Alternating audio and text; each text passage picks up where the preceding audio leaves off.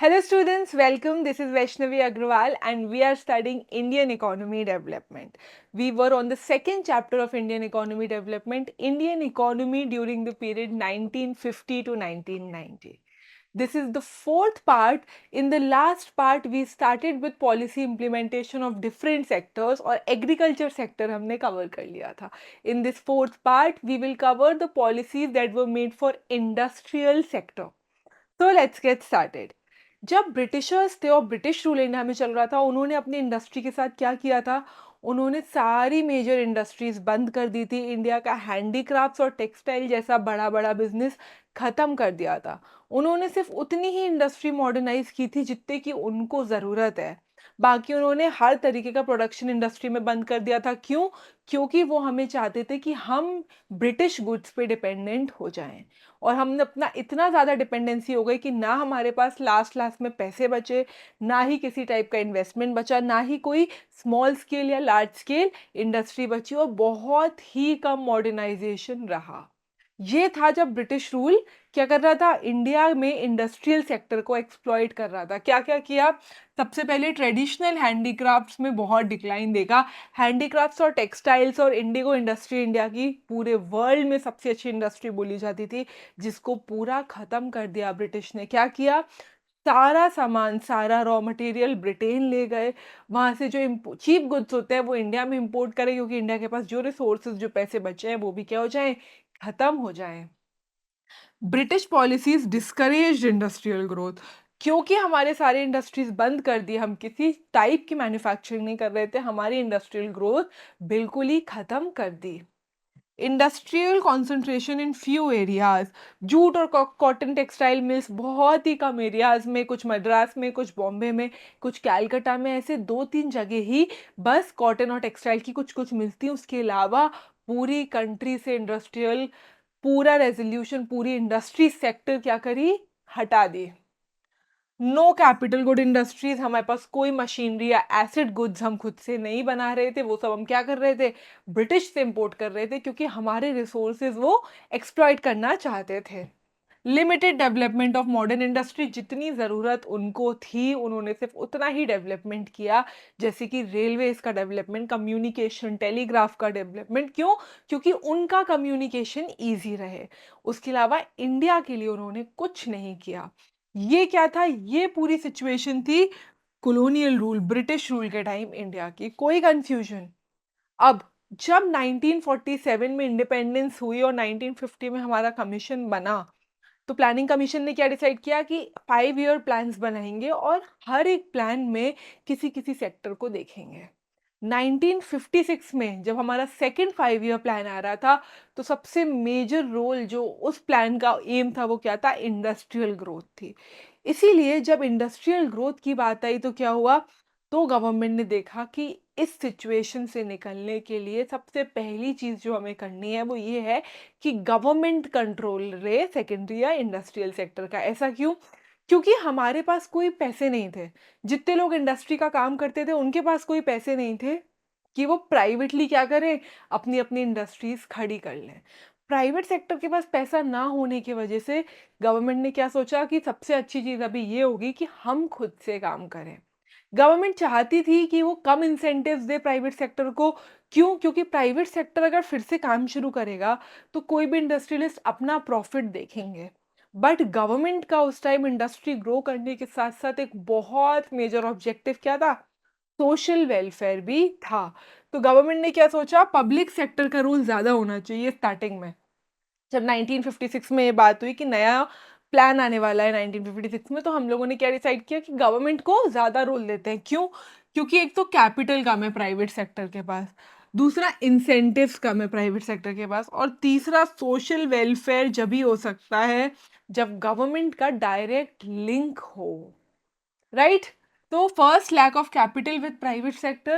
Indian industrialists did not have the capital to undertake investment in industrial ventures required for the development of Indian economy. Indian economy को increase करने के लिए जिस तरीके की capital की नीड थी वो प्राइवेट सेक्टर्स नहीं अफोर्ड कर सकते थे। Similarly, lack of incentives for private sector, the decision to develop the Indian economy on socialist line led to the policy of government controlling the commanding heights of economy. यही चीज को सोचकर कि हम उनको कब इंसेंटिव से सेकेंड 5 ईयर प्लान का बेसिक मॉडल बना। और last and very important objective of social welfare and equality can only be achieve by direct involvement of the government. Government का हमेशा फर्स्ट मोटिव क्या होता है? Social welfare, human welfare. लेकिन industrialist का और प्राइवेट सेक्टर का वो नहीं होता है। तो ये सिचुएशन चल रही थी और इस टाइम गवर्नमेंट ने क्या सोचा कि हम कंट्रोल लेंगे। और गवर्नमेंट ने क्या किया कंट्रोल लेके? गवर्नमेंट ने इस चीज से निकलने के लिए इंडस्ट्रियल पॉलिसी रेजोल्यूशन लॉन्च किया। क्या होता है IPR? IPR is industrial policy resolution. जब 1947 में इंडिया का इंडिपेंडेंस आया, 1948 में हम लोगों ने बहुत सारे पॉलिसीज बनाए, किसके लिए? इंडस्ट्री के लिए। बट धीरे धीरे हमने ये चीज़ नोटिस की कि ये पॉलिसीज़ और रेगुलेशंस अभी के क्राइसिस में काम नहीं कर रहे हैं। क्यों? क्योंकि हमारे पास रिसोर्सेज नहीं है और इंडिया को डेवलप होने की बहुत ज़रूरत है। इसीलिए क्या हुआ, जब सेकंड हमारा 5 ईयर प्लान आने वाला था, जब हमें पता था कि हमें किस चीज़ पे काम करना है, सेकंड 5 ईयर प्लान पे इंडस्ट्री पे काम करना है, हमें इंडस्ट्री पे काम करना है, तो सेकंड 5 ईयर प्लान में ही हमने सेकंड आईपीआर लॉन्च किया, जिसको हम क्या बोलते हैं? Industrial policy resolution 1956।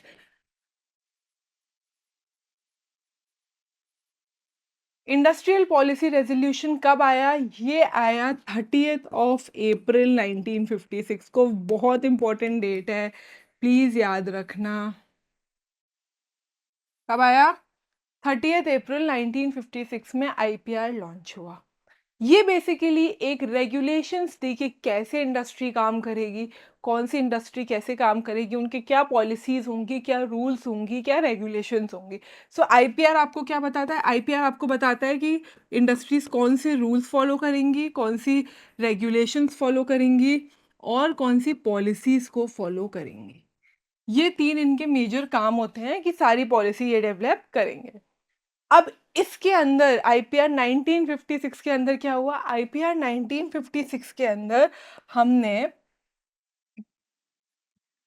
हमने हमारी इंडस्ट्रीज को 3 पार्ट में डिवाइड कर दिया। क्या करा? 3 पार्ट में डिवाइड कर दिया।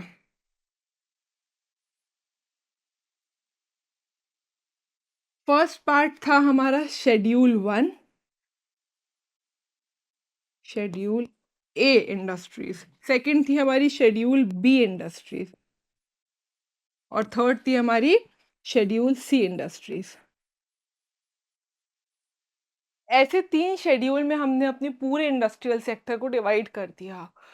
और क्या किया गवर्नमेंट ने? क्यों डिवाइड किया? गवर्नमेंट ने ये बोला कि फर्स्ट जो शेड्यूल ए होगा, इसके अंदर वो इंडस्ट्रीज आएंगी जो कंप्लीटली और एक्सक्लूसिवली कौन हो करेगा?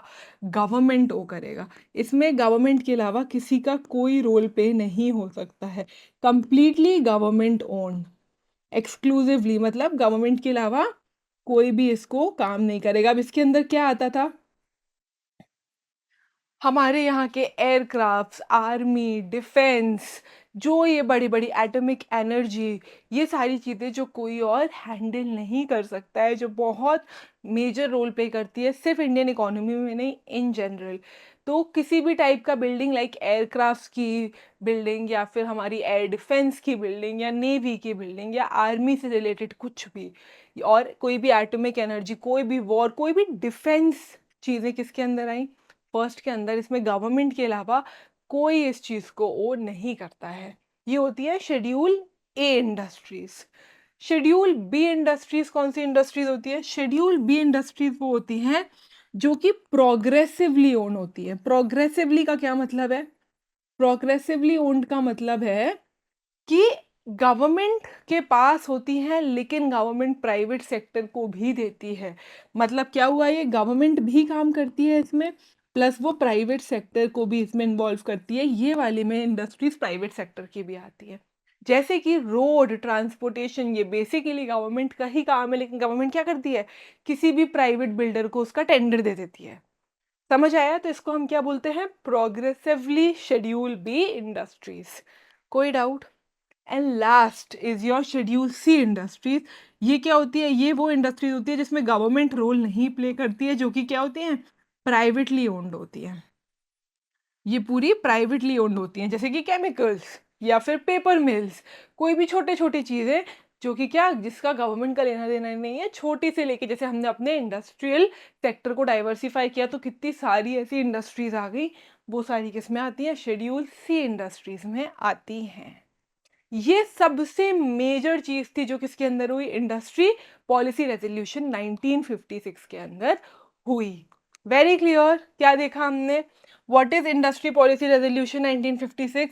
It is a comprehensive package of policy measures which covers various issues connected with different industrial enterprises of country. Different different चीज़ों, जो भी आपकी इंडस्ट्री से रिलेटेड आपकी कंट्री में होती है, वो सारी चीज़ों पे मेंटेन करने वाला, ऑब्जेक्ट करने वाला कौन है? आईपीआर है। It is essential for devising various procedure, principle, rules and regulation. ठीक है, हर तरीके के प्रिंसिपल्स, रूल्स, पॉलिसीज, रेगुलेशंस को देखने वाला कौन है? आईपीआर है। कोई डाउट? आईपीआर कब आया? बहुत इंपॉर्टेंट है, 30 अप्रैल 1956 को आया। इसके पहले क्या था? इसके पहले 1948 में इंडस्ट्रियल पॉलिसी चलती थी, बट उसको चेंज करने की ज़रूरत थी। क्यों? क्योंकि अपनी इकोनॉमी और पॉलिटिक्स दोनों की ही चीज़ों से ये समझ आ रहा था कि now is a time to what? To revolutionise our industrial sector. Okay, so on 30th April 1956, the second industrial policy resolution was adopted in India, which was also the basis of second 5-year plan. जो हमारा second 5-year plan आया, कौन से model पे? Mahalanobis model पे। उसका सबसे major base IPR 1956 था। दूसरी बहुत इंपॉर्टेंट चीज जो आईपीआर 1956 के अंदर हुई, वो क्या था? कि हमने अपनी इंडस्ट्रीज को 3 तरीके से क्लासिफाई कर दिया। शेड्यूल ए इंडस्ट्रीज कौन सी होती हैं? Industries exclusively owned by the government और द स्टेट। गवर्नमेंट जो एक्सक्लूसिवली ओन करती है, जिसमें प्राइवेट सेक्टर बिल्कुल भी इन्वॉल्व नहीं होता है। शेड्यूल बी क्या होती है? These are the 12 industries that would be progressively state owned. Progressively मतलब स्टेट का ही होगा, लेकिन वो क्या करेंगे? वो प्राइवेट सेक्टर को एंटर करने देंगे। जैसे कि रेलवेज बिल्कुल क्या है? शेड्यूल ए इंडस्ट्रीज है। रेलवेज मोनोपोली है गवर्नमेंट की, कोई भी अपनी खुद की ट्रेन नहीं चला सकता है, like that. And schedule C क्या होता है? कंप्राइजेज ऑफ रिमेनिंग इंडस्ट्रीज, जितनी भी और बची है, which were to be in the private sector, जो कि पूरी तरीके से कौन मैनेज करता है? प्राइवेट सेक्टर मैनेज करता है। यहाँ पे कुछ कुछ एग्जाम्पल्स हैं, सारे एग्जाम्पल्स याद रखने की आपको नीड नहीं है, but at least 3 examples of everything और 1 एग्जाम्पल ऑफ एवरीथिंग, सो कि एक 1 मार्कर आए या कोई एमसीक्यू आए तो you will be able to do it. A industries कौन सी होती हैं? गवर्नमेंट ओन इंडस्ट्री, जिसमें पूरा डिफेंस आता है, आर्म्स, एम्यूनेशंस, एटॉमिक एनर्जी, सारे तरीके के infrastructure like railways, air transport, iron steel, heavy machineries, जो बहुत इंपॉर्टेंट है इंडिया के लिए। किसी भी तरीके की इंडस्ट्रीज, आयरन ओर, मैग्नीज ओर, एयरक्राफ्ट और शिप बिल्डिंग्स, ये सब क्या होता है? फर्स्ट शेड्यूल की इंडस्ट्रीज होती हैं। सेकेंड शेड्यूल की क्या होती हैं? नॉर्मल इंडस्ट्रीज, जो कि मशीनरीज बनाना, टूल्स बनाना, रोड और जैसे कि ट्रांसपोर्ट बनाना, केमिकल्स बनाना, फर्टिलाइजर्स की नीड है तो वो बनाना, ऐसी सारी चीजें जो गवर्नमेंट क्या करती है? कैसे ना कैसे सब्सिडाइज करती है, गवर्नमेंट से कैसे ना कैसे वो चीज अटैच्ड होती है, बट प्राइवेट सेक्टर भी इन्वॉल्वमेंट रखती है। And last is your Schedule C industries. All other industries not mentioned in A and B were categorized in Schedule C. बहुत सारी ऐसी चीज़ें हैं, बहुत सारी। यहाँ पे एक पेपर मिल की जैसे पिक्चर लगी हुई है, पेपर मिल क्या हुई? पूरे तरीके से प्राइवेटली ओन्ड। इतनी सारे हम प्रोडक्ट्स खाते हैं, पीते हैं, कंज्यूमर्स की नॉर्मल नॉर्मल चीज़ें होती हैं, वो सब क्या होती हैं?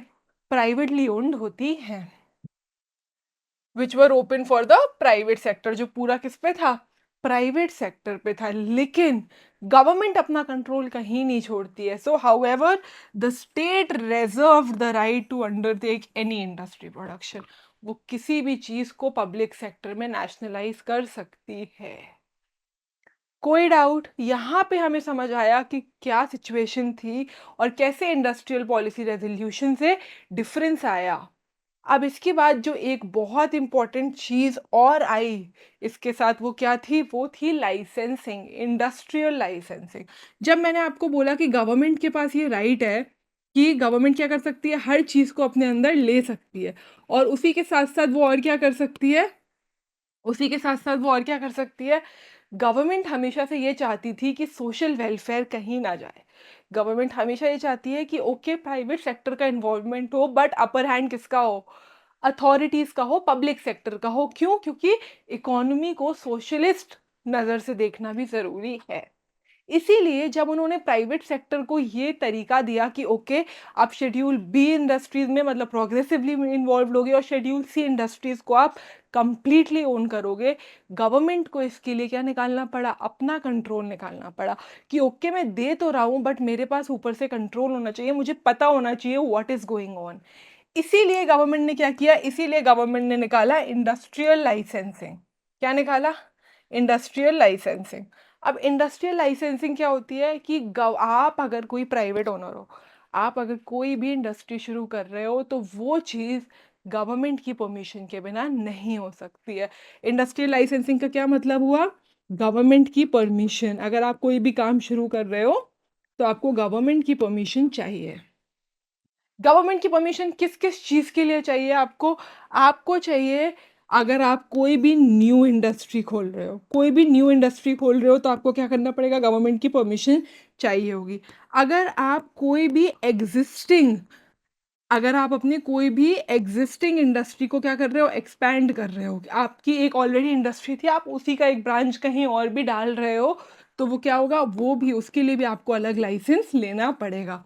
इसी के साथ-साथ आप साबुन की मैन्युफैक्चरिंग कर रहे थे, साबुन के साथ-साथ आपने शैम्पू की मैन्युफैक्चरिंग भी शुरू कर दी। तो आपने क्या किया?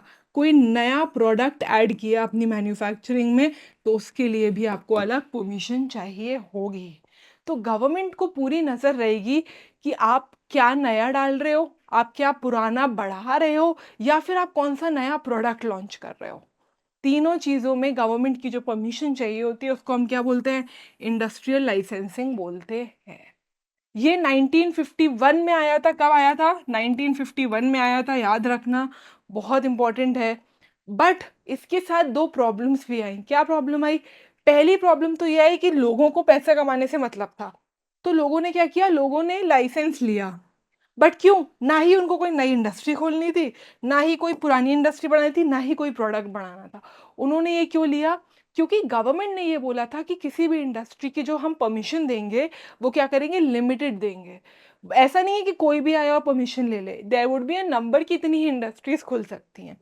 अब क्योंकि प्राइवेट ओनर्स को अपना प्रॉफिट मैक्सिमम करना था, उन्होंने क्या किया? उन्होंने बोला ठीक है, हम ज़्यादा परमिशंस ले लेते हैं कि हमारे पास ज़्यादा परमिशंस आ जाए और कोई और मेरे मार्केट में ना आ पाए, और क्या हो? हमारी मोनोपोली क्रिएट हो जाए, भले ही हम कुछ ना बढ़ाएँ। तो एक तो इतना मिसयूज़ करने लगे थे इंडस्ट्रियल लाइसेंसिंग की, दिक्कत ये थी। दूसरी दिक्कत क्या थी कि ये बहुत कॉम्प्लिकेटेड प्रोसेस थी।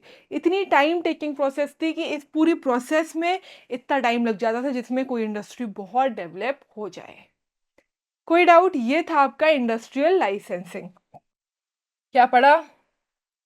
A written permission from the government to an industrial unit to manufacture goods. किसी भी तरीके की मैन्युफैक्चरिंग के लिए एक रिटन परमिशन जो गवर्नमेंट देती है, उसको हम क्या बोलते हैं? इंडस्ट्रियल लाइसेंसिंग बोलते हैं। The industries development and regulation act 1951, please याद रखना नाम, डेवलपमेंट एंड रेगुलेशन एक्ट 1951 में आया था। डेवलपमेंट और रेगुलेशन मतलब कंट्रोल के लिए और डेवलपमेंट के लिए। Empowered government to issue licence, किस किस चीज़ के लाइसेंस थे? सेटिंग अप न्यू इंडस्ट्रीज, कोई भी नई इंडस्ट्री बन रही है तो। एक्सपेंशन ऑफ एग्जिस्टिंग इंडस्ट्री, कोई भी पुरानी इंडस्ट्री एक्सपैंड हो रही है तो। Once diversification of products, products अगर डाइवर्सिफाई कर रहे हो, प्रोडक्ट्स इंक्रीज कर रहे हो, तो उसके लिए भी। Very clear? But no new industry was allowed unless a license is obtained from government. जब तक गवर्नमेंट नहीं दे रही है लाइसेंस, जब तक आप कोई काम शुरू नहीं कर सकते हो।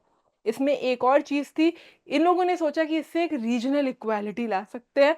तो अगर आप किसी बैकवर्ड एरिया से हो, किसी टाउन से हो, किसी विलेज से हो, तो आपकी लाइसेंसिंग प्रोसेस उतनी कॉम्प्लिकेटेड नहीं होती थी जितनी किसी अर्बन एरिया में होती थी। So it was easier to obtain a license if industrial unit was established in a backward area. अगर आप किसी इकोनॉमिक बैकवर्ड एरिया में अपनी इंडस्ट्री डाल रहे हो। The purpose of this policy was to promote regional equality. क्यों थी ये? रीजनल इक्वालिटी को प्रमोट करने के लिए थी। बट क्यों इसमें दो दिक्कतें आई। फर्स्ट, इसका मिसयूज हुआ। It was misuse by industrial houses. कैसे? Some big industrialist would buy a licence. वो लोग एक लाइसेंस खरीदेंगे, लेंगे मतलब not for starting a new firm, कोई भी नए फॉर्म के लिए नहीं, but to prevent competition from starting new firms. कोई भी कॉम्पिटिटिव हमारे फॉर्म का नहीं आ जाए हमारे मार्केट में और हमारी मोनोपोली क्रिएट हो जाए। सेकेंड दिक्कत थी, टाइम कंजम्पशन बहुत ज़्यादा था। The complex procedure for obtaining licence was very time consuming. बहुत टाइम लगता था। A lot of time was spend by industrialist in trying to get a licence. Licence लेने में ही उनको इतना टाइम लग जाता था जिससे बहुत मेजर इश्यूज आ जाते थे। कोई डाउट अभी तक आपको समझ आया इंडस्ट्रियल पॉलिसी रेवोल्यूशन क्या था और इंडस्ट्रियल लाइसेंसिंग क्या है? अब जब इंडस्ट्री में ये सारी पॉलिसीज आ गई, गवर्नमेंट ने देखा अरे वाओ दैट इज़ नाइस कि हमने क्या किया, हमने अपनी सारी इंडस्ट्रीज़ को रेवोल्यूशनाइज कर दिया, अलग अलग इंडस्ट्रीज़ को डाइवर्सिफाई कर दिया, इंडस्ट्रीज़ इतनी ज़्यादा बढ़ा दी, उसके साथ लाइसेंसेस भी ले आए। अब सिर्फ एक सेक्टर जो बचा था इंडस्ट्री में काम करने के लिए, वो क्या था? Small scale industries. क्या था? Small scale industries. हमारे यहाँ पे जब ब्रिटिश रूल गया तो क्या हुआ? ब्रिटिश रूल ने अपनी बड़ी बड़ी इंडस्ट्रीज, लार्ज इंडस्ट्रीज भी खराब कर दी। जैसे कि कौन सी इंडस्ट्री खराब कर दी? पूरी टेक्सटाइल, पूरी कॉटन, पूरे हैंडीक्राफ्ट्स, इंडिगो, जूट, इतनी बड़ी बड़ी टेक्सटाइल करी कि जब इंडिया इस सेक्टर पे आया कि उसने अपनी पूरी बड़ी सेक्टर के लिए पॉलिसीज़ निकाल ली, बड़ी इंडस्ट्रीज़ के लिए रेगुलेशंस निकाल लिए, उनको डिवाइड कर दिया, उनकी मैन्युफैक्चरिंग शुरू करवा दी, उनके लिए लाइसेंस निकाल दिया, फिर उसका ध्यान कहाँ गया? स्मॉल स्केल इंडस्ट्रीज पे गया। अब उसने बोला कि स्मॉल स्केल इंडस्ट्रीज बहुत इंपॉर्टेंट है। क्यों? क्योंकि एक तो स्मॉल स्केल इंडस्ट्री से डाइवर्सिफिकेशन होगा, लोग अलग अलग जगह क्या करेंगे? काम करेंगे। अगर डाइवर्सिफिकेशन हो रहा है तो उसकी वजह से क्या होगा? टेक्नोलॉजी एडवांसमेंट भी होगा। इंडिया में नई नई तरीके की टेक्नोलॉजी और इनोवेशंस आएंगे। क्योंकि स्मॉल स्केल इंडस्ट्रीज वो लोग कर सकते हैं जो कि रूरल एरिया में रह रहे हो, या कोई टाउन में रह रहे हो, या जिसके पास इन्वेस्टमेंट करने पैसा कम हो, या जिसको छोटा बिजनेस शुरू करना हो। तो ये ऐसे बिजनेस क्या करेंगे? मशीन से ज़्यादा पैसे बचाएंगे और लेबर पे ज़्यादा पैसे लगाएंगे। तो इससे गवर्नमेंट को पता था कि ये एक लेबर इंटेंसिव होगी। लेबर इंटेंसिव होने से क्या फ़ायदा है गवर्नमेंट का? गवर्नमेंट का बहुत बड़ा रोल क्या था? Social welfare. लेबर इंटेंसिव अगर कोई है तो उसका क्या मतलब हुआ? कि आप एम्प्लॉयमेंट जनरेट कर रहे हो, आप मशीन कम यूज़ कर रहे हो, लोगों को ज़्यादा यूज़ कर रहे हो, लोगों को पैसे मिल रहे हैं। तो आपको क्या पता चला कि लेबर इंटेंसिव से क्या हुआ? एम्प्लॉयमेंट जनरेट हो रही है। तो गवर्नमेंट को पता था कि स्मॉल स्केल इंडस्ट्रीज़ को ग्रो करना इंडिया के लिए बहुत अच्छा है। इसीलिए स्मॉल स्केल इंडस्ट्रीज़ को ग्रो करने के लिए एक कमिटी बिठाई गई जिसका नाम था कार्व कमेटी। क्या नाम था? कार्व कमेटी बिठाई गई, जिसने बोला कि अगर हम स्मॉल स्केल इंडस्ट्रीज को ग्रो करेंगे तो क्या होगा? डाइवर्सिफाई होगी, मॉडर्नाइजेशन होगा, एम्प्लॉयमेंट जनरेट होगी। अब यहाँ पे डिफाइन करना था कि स्मॉल स्केल इंडस्ट्रीज क्या होती है। स्मॉल स्केल इंडस्ट्रीज वो इंडस्ट्रीज होती है जिसका एक सेट टारगेट होता है कि इससे ज़्यादा इन्वेस्टमेंट इस पे नहीं हो सकता। पहले वो टारगेट 5 लाख रुपए था, पर वो बढ़ के 1 करोड़ रुपए हो गया है। कोई doubt? In 1955, the Village and Small Scale Industries Committee was created. 1955 में एक कमेटी बनाई गई जिसका नाम क्या था? The curve committee. क्या था? The curve committee. The possibility of using small scale industries for promoting rural development. इससे क्या होगा? हमारा रूरल डेवलपमेंट बहुत अच्छा हो जाएगा। A small scale industry is defined with reference to the maximum investment allowed on asset. Maximum एक limit होती है, अगर आप उतना ही इन्वेस्ट कर रहे हो तो आप एक स्मॉल स्केल इंडस्ट्री हो।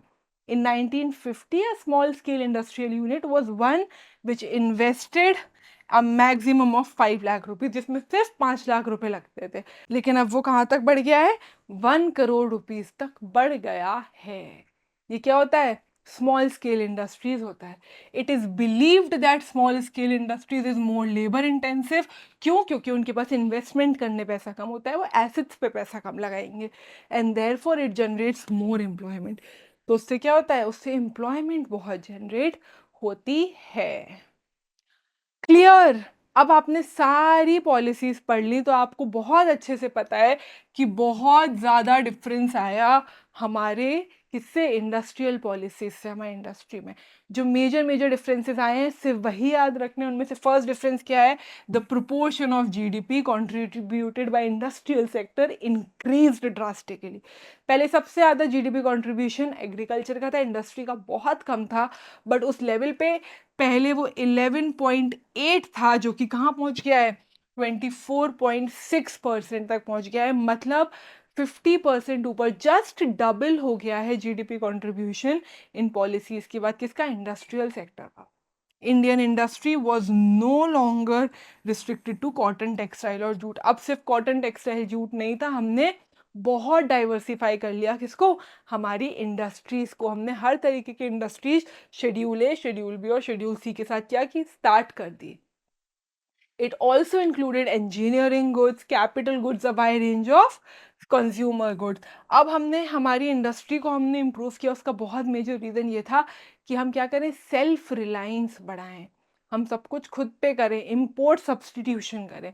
और उसके लिए हमने सारे goods, consumer goods, engineering goods, capital goods, assets सब इंडिया में बनाना शुरू कर दिया।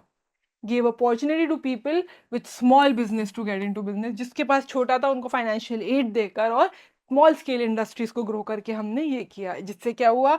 जिससे मोर एम्प्लॉयमेंट हुई, ग्रोथ हुई और equality I. India became self reliant and protected domestic market against foreign market. हम सेल्फ रिलायंट बने और हमने क्या किया? फॉरेन मार्केट के अगेंस्ट अपने मार्केट को बहुत ज़्यादा क्या किया? इंडिपेंडेंट बना दिया, प्रोटेक्ट कर लिया।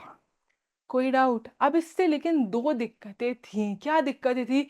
इंडिया ने सेल्फ रिलायंस तो इतना कर लिया कि इंपोर्ट सब्स्टिट्यूट हो गया, क्योंकि इंडिया एक क्या थी? क्लोज्ड इकोनॉमी थी।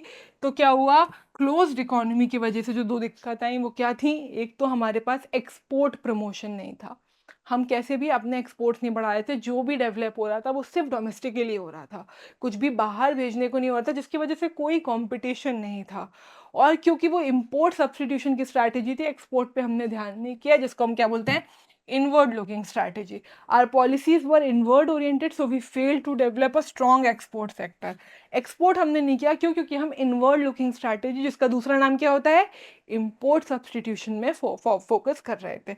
और क्योंकि हमारी इकोनॉमी क्लोज्ड इकोनॉमी थी, there was no global competition. दूसरी कंट्रीज के साथ हमारा कोई कंपटीशन नहीं था, कोई ग्रोथ नहीं थी। तो हमारी जो एक इंडस्ट्रियल डेवलपमेंट थी वो क्या हो गई? बहुत ज़्यादा स्लो हो गई। Very clear. जल्दी से रिवाइज करते हैं आज हमने क्या क्या चीज़ें पढ़ी। सबसे पहले हमने देखा कि ब्रिटिश में जो सिचुएशन थी ब्रिटिश रूल के बाद, उसके लिए इंडियंस ने सबसे पहली चीज़ ये सोची कि पब्लिक सेक्टर को सामने आना पड़ेगा। क्यों? क्योंकि प्राइवेट सेक्टर के पास कैपिटल कम था, इंसेंटिव कम था और सोशल वेलफेयर के लिए गवर्नमेंट इन्वॉल्व होना ज़रूरी था।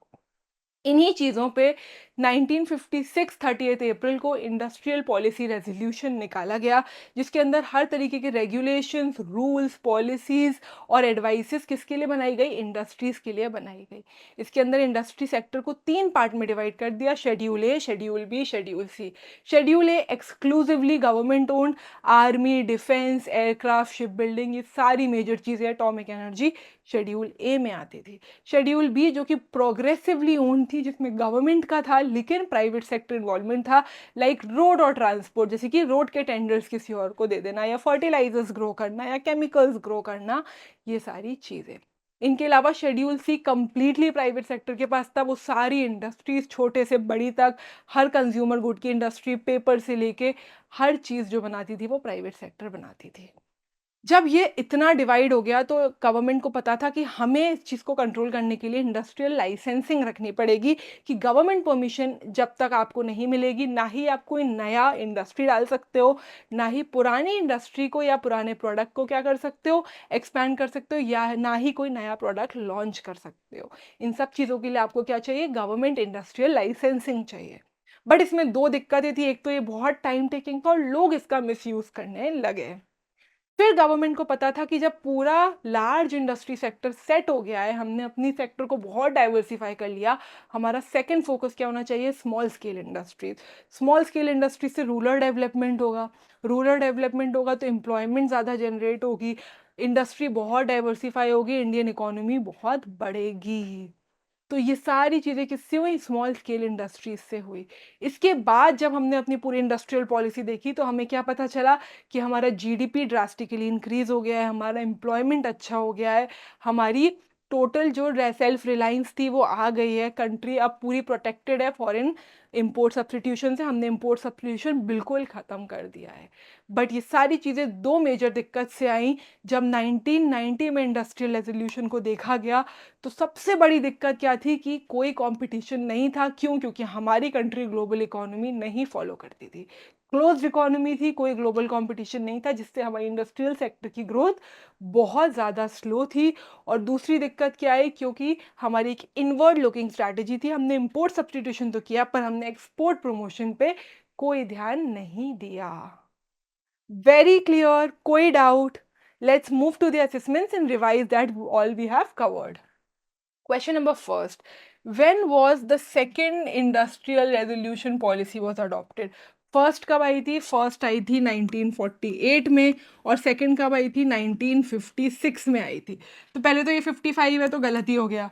1956 है, कौन बताएगा कौन सी 1956 में आई थी? 30th अप्रैल 1956 में आई थी। तो your answer would be C, 30th April 1956। Next question, question number second. Railways, air transport, atomic energy comes under which schedule? Railways पढ़ के ही आपको पता चल जाना चाहिए कि ये शेड्यूल ए है। क्यों? क्योंकि रेलवे, एयरक्राफ्ट, ये सब, एटॉमिक एनर्जी, इतनी मेजर मेजर डिफेंस चीज़ें किसके अंडर आती हैं? कंप्लीटली स्टेट ओन्ड होती है। सबसे पहले ढूंढो शेड्यूल ए कहाँ है? यहाँ है। शेड्यूल सी गलत हो गया, शेड्यूल बी गलत हो गया, शेड्यूल ए यहाँ पे भी है। अब देखो इसमें क्या लिखा है? Progressively owned by public sector, exclusively owned. Exclusively का मतलब हुआ कि कोई और ऐड नहीं होगा, प्रोग्रेसिवली मतलब प्राइवेट सेक्टर इन्वॉल्वमेंट होगा। तो होता है क्या? नहीं। शेड्यूल ए का मतलब ही क्या होता है? Exclusively owned. तो इसका आंसर क्या होगा? D, schedule A exclusively owned by government और public sector. Next question, question number third. In 1955 which small scale industry committee was established? क्या नाम था? कार्व कमेटी आई थी 1955 में। महल नोबिस क्या था? महल नोबिस कौन थे? जिन्होंने सेकेंड 5 ईयर प्लान में हेल्प किया। तो no. IPRs, industrial policy resolution 1956, जिसके अंदर क्या था? बहुत सारी शेड्यूल में डाइवर्सिफाई की थी, स्मॉल स्केल इंडस्ट्री नहीं था। कार्व कमेटी किसके लिए बैठाई गई थी? 1955 में बनाई वो स्मॉल स्केल इंडस्ट्रीज के डेवलपमेंट के लिए गई थी। डी इज रॉन्ग, तो answer would be C, Karve committee. Question number fourth. Why was the role of public sector increased post independence in industrial development? क्यों ज़रूरी था पब्लिक सेक्टर का? क्योंकि इंसेंटिव कम था, कैपिटल कम था प्राइवेट सेक्टर के पास और सोशल वेलफेयर चाहिए था। Lack of capital with private sector सही है, lack of incentive for private sector ये भी सही है, ऑब्जेक्टिव ऑफ सोशल वेलफेयर तीनों ही सही है। So answer would B D, all of the above. यही मेजर रीजंस थे कि पब्लिक सेक्टर का रोल बहुत इंपॉर्टेंट था इंडस्ट्रियलाइजेशन में after independence. Okay, I hope it is very clear. We are done with industrial sector. In the next part, that would be your last part, we will cover the trade sector. Okay, I hope you understood it. Thank you so much.